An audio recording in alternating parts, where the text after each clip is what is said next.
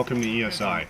We're at the tail end of a 15-day resident training program for our Special Operations Protection course, which is specifically designed for operating in a protective mode in high-risk or non-permissive environments worldwide. The students are at the tail end here, like I mentioned, last 2 days of their course. The first portion of the course was done with immersive medical, intelligence, counterintelligence, surveillance, counter-surveillance, and the whole host of minimum State Department standards and requirements for PSD teams or security teams operating in foreign environments. Or your buddy could be dead. 30 seconds. Getting rounds out on target quickly and as accurately as possible is primary. Check. Copy that. There's that. Is there a good SOP for tire changing? That's something you just need to come up internally. You know, what you do is practice it. Yeah. You know, make sure your gear is stored in the trunk area. It's secured. Like if you're in Suburban, you need to have it all strapped down in case the vehicle rolls over, because you don't want the stuff becoming loose and rolling over inside the vehicle. If you're coming in sedans, all your gear is out of the well of the vehicle and out internally inside the trunk, so you can quickly get it and put it into use. Different sedans have different jack points. Mercedes and BMWs have different lug wrenches and also adapters you got to do to take the lugs off the wheels. And the best thing to do for an SOP is to practice. Of course, you only change the tire, situation dictating. And if the AIC says it's good, because you have to stop, provide 360-degree security. What I want to go over first before we get into any of that is where and how you position your weapon inside the vehicle, right? A lot of this is common sense, thought consciousness, right? If you're not going to muzzle yourself with your own firearm outside when you're actively engaged, why would you do it inside a vehicle, right? Where do you think there's more potential for doing damage to yourself? Pointing down. Getting in or getting out of a vehicle? Getting out. Well, I'm saying the whole thing, getting in and out of the vehicle is where you're going to be most at risk.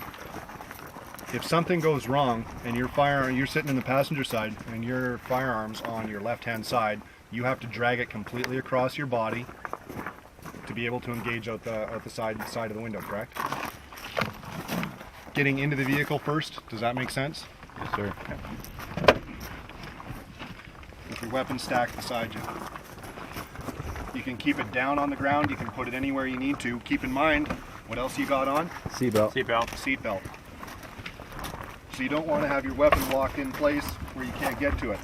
With your seatbelt on and your weapon on the outside, this may not be as comfortable if you're a left-handed shooter, like Wade, correct?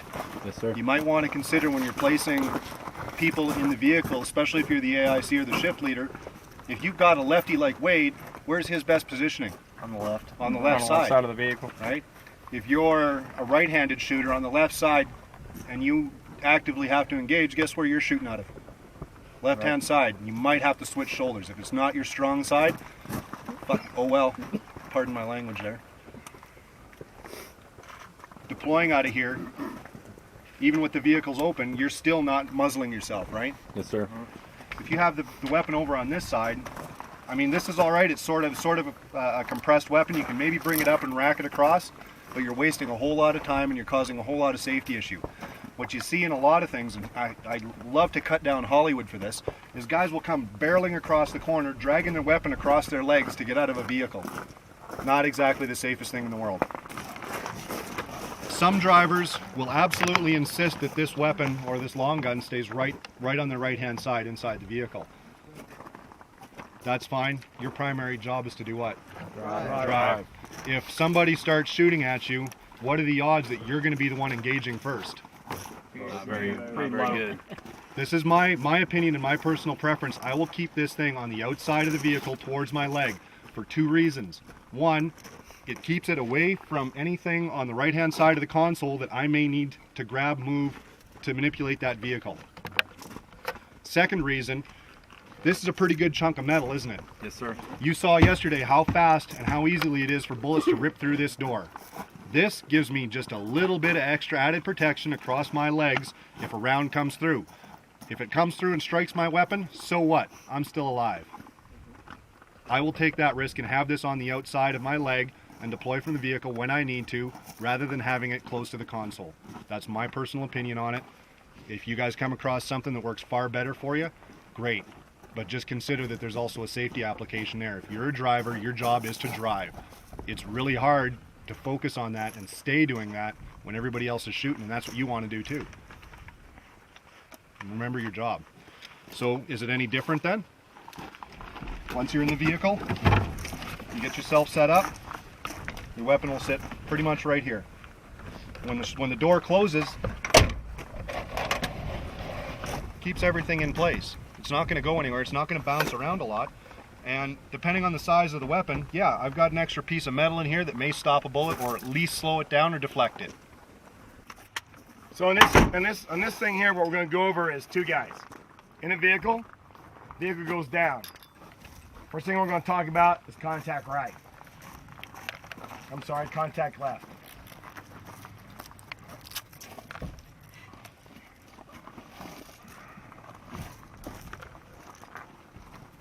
So in this scenario, what we're going to look at first,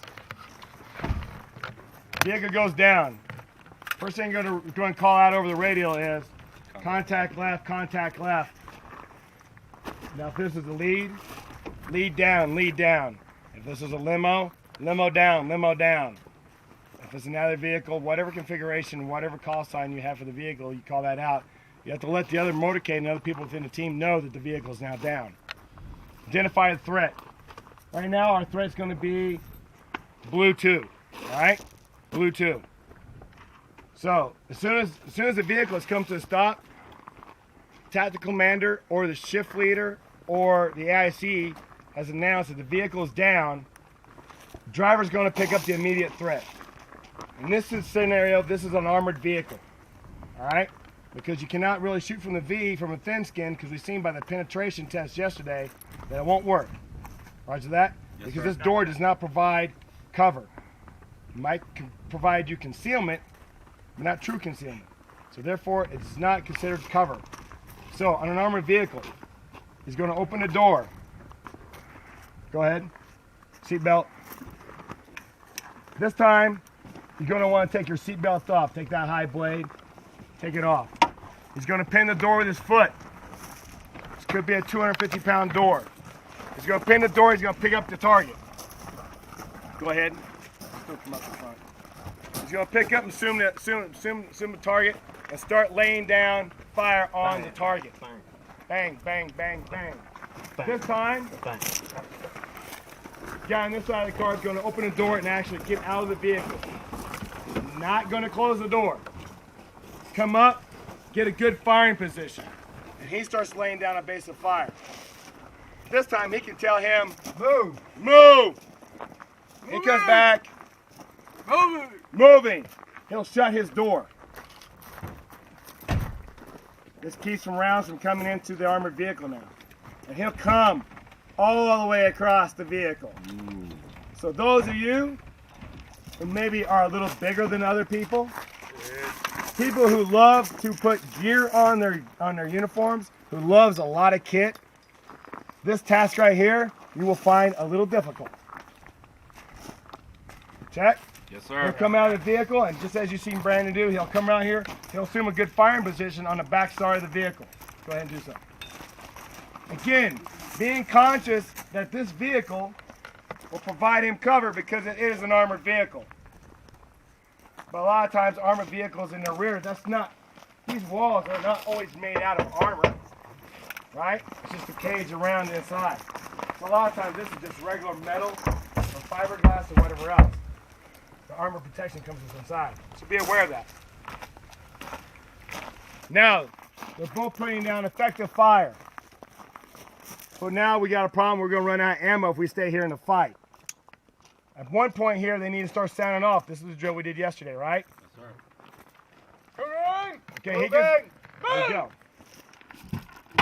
He needs to keep down below this plane. Because if you don't, you're going to catch a round in the grate. He'll move back and either find cover back here in the back, and then they'll bound backwards. This is very critical. Whenever somebody's moving, because this vehicle will draw fire. Whoever is covering the other guy has to lay down a base of fire. That doesn't mean pow, pow. That means a base of fire. Lay down a base of fire. Especially when he sounds off moving, you have to suppress the target. Contact right! Vehicle go down. Vehicle goes down. Blue, blue. Covering! The car, Rich. Get out of the car. Seatbelt's a bitch, isn't it? Get the seatbelt off. Covering! Moving! Move! Shut the door.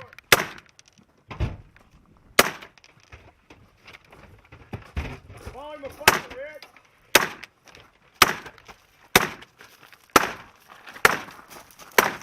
Covering!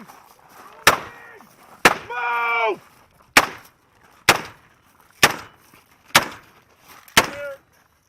Clear! All right. I want you to try to put as many shots on that steel plate as you can.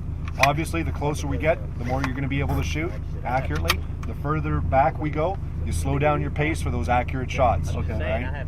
Don't start fast, end up slow. Right. Exactly. The further away you are, the harder it is to hit it, right? So I want to see good solid hits as much as possible. All right. Shooter ready? Yes, sir. Stand by. You good at cooking? Contact front. Taking fire. Taking fire.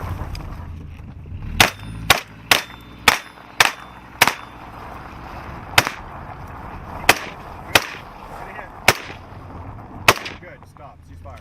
Go weapon on safe. Pull it inside the vehicle. Let's try this again.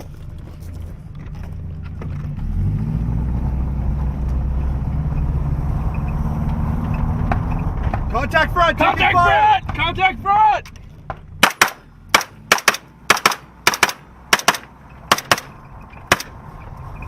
Cease fire.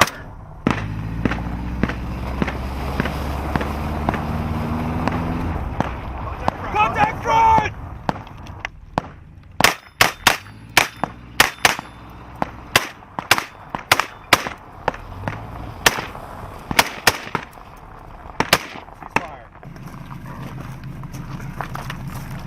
Vehicles are going to be set up a little bit different for each team, and your SOPs are going to dictate where you're going to be inside the vehicle. If it's an armored vehicle, if you look in the back of an armored Suburban, the doors will probably swing open. Armor plating on the sides, window slots, and then armor plating on the back. Guess who's the only guy in an unarmored spot? The well gunner. Most times it's because you can't shoot through armor plating and you don't have gun ports in the back. So what they do is you shoot right through it, or you kick the door open and engage right away. Most guys will shoot right through the window. Your job is to buy everybody else time. That's your primary role. When you're in here, keep in mind the amount of gear. Depending on your team SOP, I'm 6'4", 6'5", and if I'm locked into the back here with my weapon, probably looking at ammo, med supplies, extra bullets, food, water, everything's packed back here with you.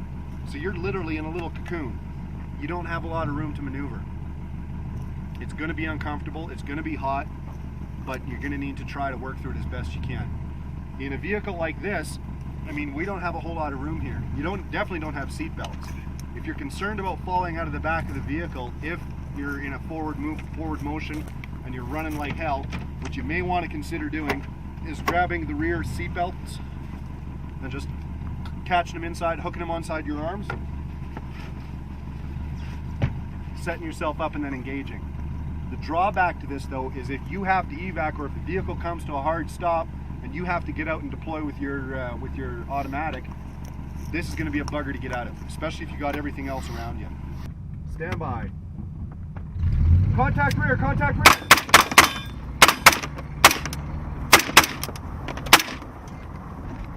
Contact front, taking fire, breaking contact.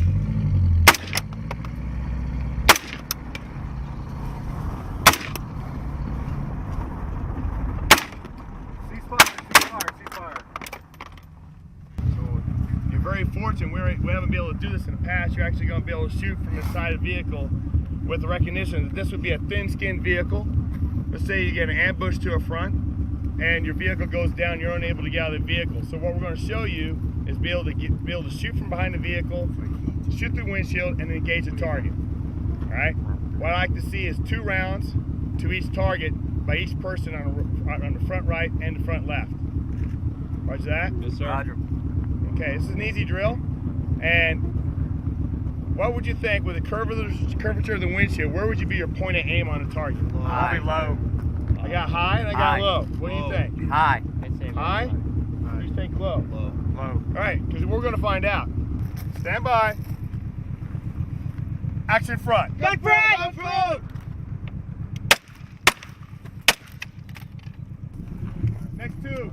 Next two. Doesn't matter who. Action front. Action front!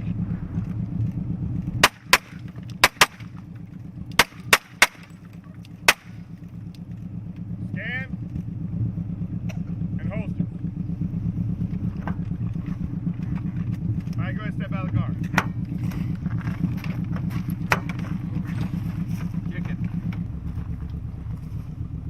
Action front. Front.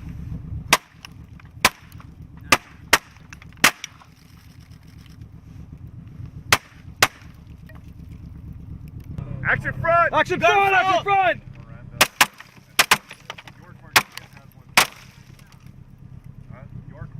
Scan and holster. He was here for the affiliate program for. So now, does this answer our question? What happens when we shoot through a windshield? They rise, they go up. So your point of aim has to be lower. You see where Andy was aiming at. Where's your point of aim? Right here? Yeah. Point of aim was center mass where you should, right? But since you're shooting this windshield, you should aim down here. Today's evolution is an immersion stress test. What we're hoping to achieve with the student today is to show them what it's like to be under stress in a high threat environment. So if they're using this to go overseas or anywhere else in a third world country, they kind of have the basis to maneuver from. Today the counter assault team will move up to extract a principal from a downed car, while another team provides the base of fire.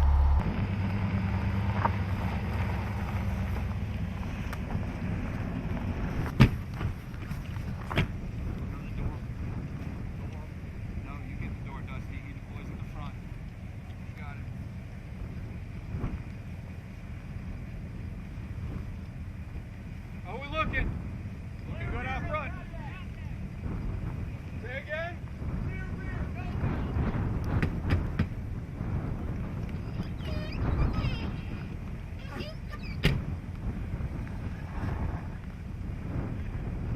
Rear. Rear. Right.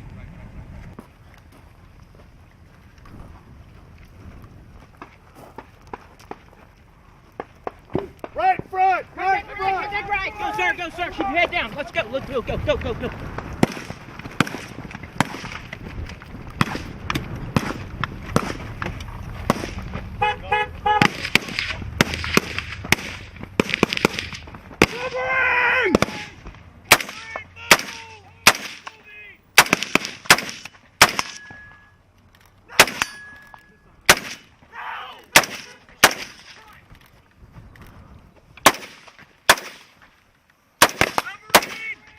Moving!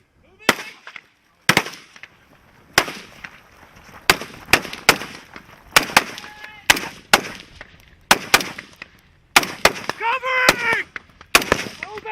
Moving! It's unsafe. In the vehicle. Exfil! Exfil! Give him some cover. Get in the car. Front seat. Front seat.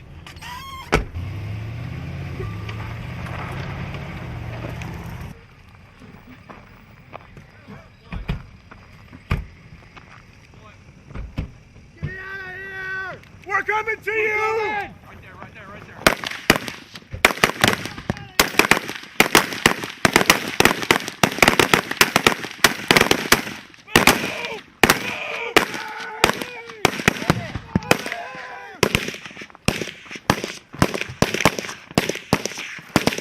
We're coming to you, Stuart!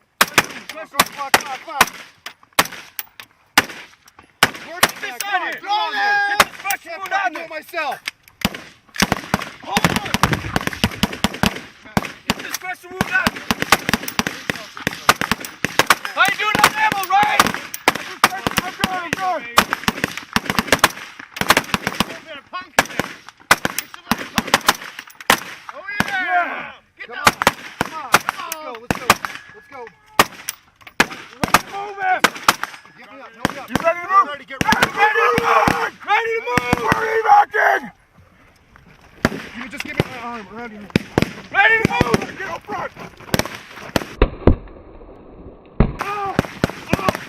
him behind the barrier! Get him behind the barrier! Bleeding! Fucking leg! Get to me! Get away! Cover! Cover! Get behind cover! Drag! Give me fucking my... Get that! Ah! Work on it! We got you, son! We got you, just relax! Relax! Get down there! Down! I got leg! Let's move! You got ammo!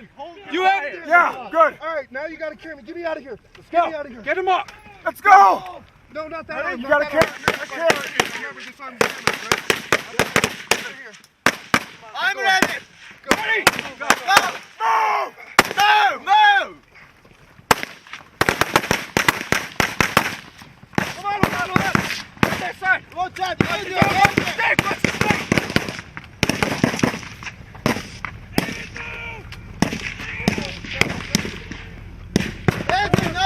Get in there, Jeremy! Get in there! Get in! Come in!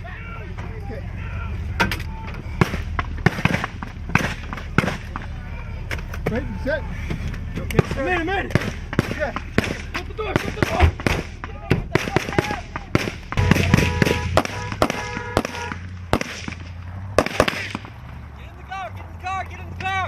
Now! In!